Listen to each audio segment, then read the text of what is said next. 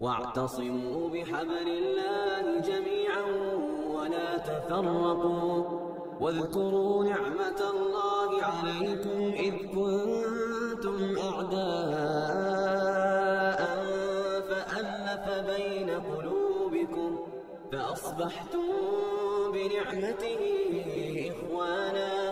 وكنتم على شفا حفرة من النار فأنقذكم منها. بسم الله الرحمن الرحيم.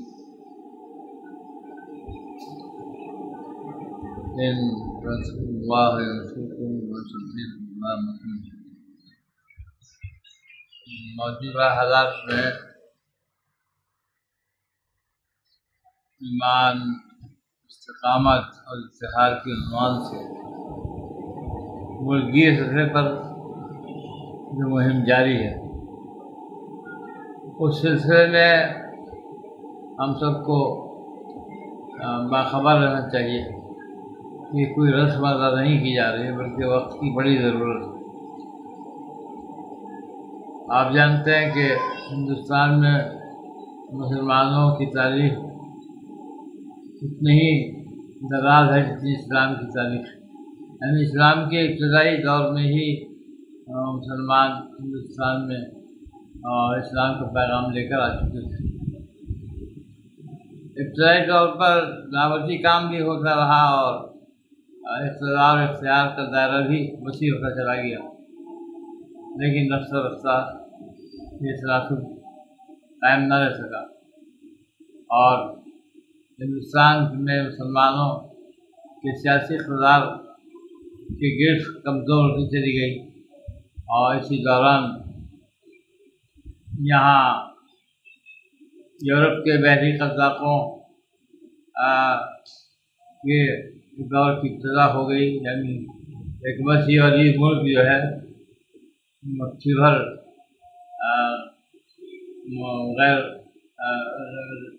مٹھی بھر لوگوں کے قبضے میں چلا گیا، اور تقریباً 200 سال تک ہندوستان میں مغربی اقوام حکومت کرتے ہیں، اور 200 سال کے بعد ملک جب آزاد ہوا تو ظاہر ہے کہ آزادی حاصل کرنے میں سب لوگ شریک تھے، اور آزادی کا صحرا تنہا کسی ایک قوم جو فریق کے سر نہیں باندھا جا سکتا۔ ملک کو آزاد کرانے میں جو قربانیاں دی ہیں اس میں کسی کا حصہ کم اور زیادہ ہو سکتا ہے، لیکن کسی کو یہ نہیں کہا جا سکتا کہ تنہا ملک جو ہے اسی کی قربانیوں کے نتیجے میں آزاد ہوا۔ بدقسمتی کی بات یہ رہی کہ ہندوستان میں ملک آزاد ہونے کے ساتھ ملک آزاد تو ہو گیا، لیکن 1947 میں ملک تقسیم بھی ہو گیا۔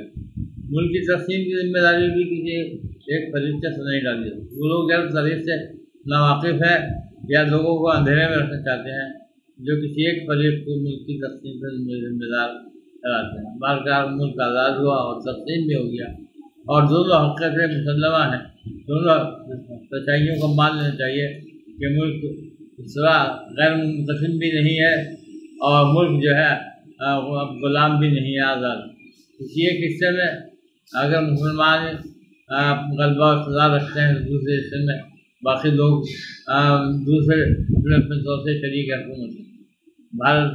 اس ملک کا وہ سب سے بڑا حصہ ہے جس کو آزاد ہندوستان یا انڈیا کے نام سے جانا جاتا ہے۔ یہاں پر بجائے اس کے کہ سچائیوں کو تسلیم کیا جاتا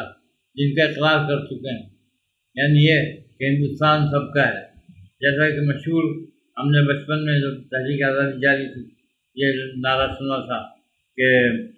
ہندو مسلم سکھ عیسائی آپس میں ہیں بھائی بھائی، ایک بڑی حقیقت کا اظہار تھا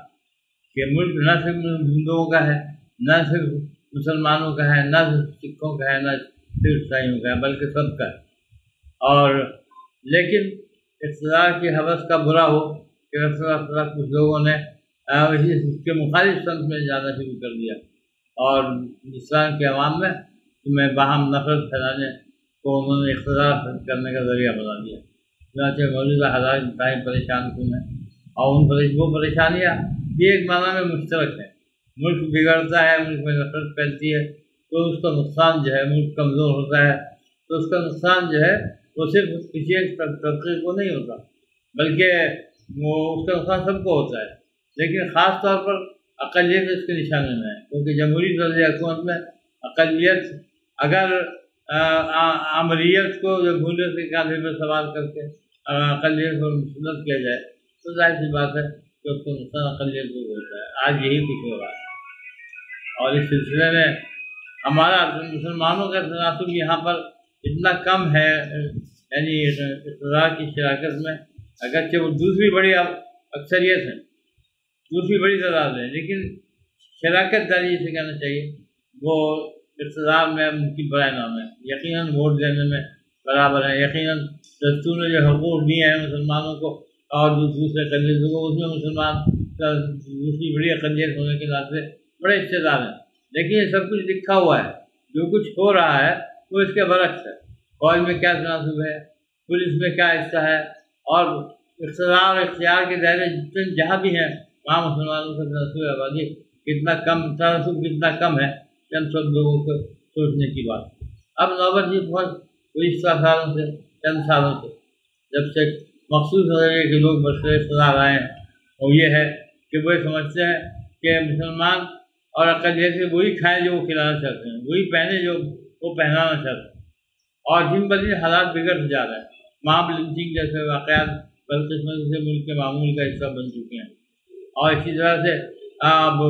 یہ طے کیا جا رہا ہے کہ مسلمان کس علاقے میں رہیں اور کس علاقے میں نہ رہیں۔ بہت سی ایسی باتیں ہیں جو انتہائی پریشان کن ہیں، ان سب کا مقابلہ ہم اکیلے نہیں کر سکتے، لیکن جو ذمہ داریاں ہماری ہیں وہ ہمیں ادا کرنا ہمارے لیے لازم ہے۔ چنانچہ ہم یہ دیکھتے ہیں کہ یہاں پر ہمارے اپنے دینی نقطۂ نظر سے ہماری سب سے بڑی قوت کیا ہے، وہ کیا طاقت ہے جس کے بل پر ہم صحیح معنوں میں یہاں زندہ رہ سکتے ہیں اور اسلام کے ساتھ رہ سکتے ہیں۔ مسلمانوں کو کے بارے میں یہ بات یقینی ہے کہ جس طرح سے کہا یہ نعرہ لگایا جا رہا ہے کہ ہم اتنے دنوں کے بعد کیا اتنے سالوں کے اندر اس ہندوستان کو اسلام مکت اور مسلمان مکت بنا دیں گے، یعنی ہندوستان تو ہوگا لیکن اسلام نہ ہو، ان کا نظریہ یہ ہے ہندوستان تو ہو لیکن مسلمان نہ ہو۔ تو ہم یہ بتا دینا چاہتے ہیں کہ اس کسی قیمت پر اس بات کو تسلیم نہیں کیا جا سکتا، اسلام ہم رہیں گے، ہندوستان میں رہیں گے اور اسلام کے ساتھ رہیں گے، بلکہ ہمارا کہنا یہ ہے کہ اسلام کے بغیر بھارت اور مسلمانوں کے بغیر بھارت کا تصور نامکمل ہے اور ادھورا ہے، اور اس کو اپنی تکمیل کے ساتھ یہاں پر ہمیں رکھنا ہے۔ اس سلسلے میں تناسب آبادی وغیرہ کو تو چھوڑ دیجیے، کیونکہ وہ تو اس میں ظاہر سی بات ہے کہ ہم بہت پیچھے ہیں، لیکن کیا قوت ہے جس کے بل پر ہم صحیح معنوں میں اپنے جائز مقاصد حاصل کر سکتے ہیں، جائز حقوق کی حفاظت کر سکتے ہیں۔ اس سلسلے میں یہی تینوں باتیں، پہلی بات جو انتہائی اہم ہے وہ یہ ہے کہ ہمارے پاس ایک اچھی قوت ہے، جس سے بڑی قوت کسی قوم کے پاس یا نہیں ہوتی، وہ ہے یقین اور ایمان، ایمان کی قوت، جسے قرآن اسلام میں ایمان کی قوت کہتے ہیں۔ ایمان اگر مضبوط ہوگا تو ہم بڑی سے بڑی طاقت کا مقابلہ کر سکتے ہیں، اور اگر ایمان نہیں ہوگا تو ہماری ساری طاقتیں ہمارے لیے بے نتیجہ ثابت ہو سکتی ہیں۔ اس لیے اس بات پر زور دیا جا رہا ہے اور سمجھایا جا رہا ہے کہ جب اللہ کا ڈر ہوگا تو غیر اللہ کا ڈر نکلے گا، جب ایمان ہوگا تو ایمان اتنی بڑی طاقت ہے کہ اس طاقت سے ٹکرانے کے بعد دوسری سب طاقتیں جو ہیں وہ ناکام ناکارہ ہو جائیں گی اور اس سے پاک ہو کر ناکام ہو جائیں گی۔ اسی طرح سے سب ایمان ایک رسم نہیں ہے، بلکہ ایمان کے حقیقتوں کو ذہن نشین کرنا اور ایمان کی بنیادوں پر آگے بڑھنا، ایک مستقل رویہ اور روش اختیار کرنا، اسی کو استقامت کہتے ہیں۔ مسلم تو ہم کہتے ہیں مسلمان ہیں، ہم مسلمان رہیں گے، لیکن سوال یہ کہ جب اسلام اور مسلمانوں پر کوئی افتاد آتی ہے یا مسلمان ہونے کی کوئی قیمت ادا کرنا پڑتی ہے یا پڑ سکتی ہے، تو اس وقت ہم کیا رویہ اختیار کریں؟ آیا وہ رویہ اختیار کریں کہ وقت کے ساتھ ساتھ بدل جائے، یا یہ بات اختیار کریں کہ ہم ایمان کے ساتھ ایمان پر قائم رہیں، ایمان پر زندہ رہیں، اور جیسے کہ ہمیں سکھایا گیا ہے آخر وقت تک کے غم میں جو زندہ رہے وہ ایمان اسلام پر زندہ رہے، اور جسے موت آئے اسے ایمان پر موت آئے۔ تو ایمان کی قوت اور اس کے بعد ایمان پر استقامت کی قوت ہے جو ایک دوسرے کے لیے لازمی ملزم. اور سب کے بعد تیسری چیز پر زور دیا جا رہا ہے، ان دنوں میں زور دیا جانا چاہیے ہر وقت، وہ یہ ہے کہ ہم لوگ متحد ہو جائیں. منتشر کوئی قوم ہو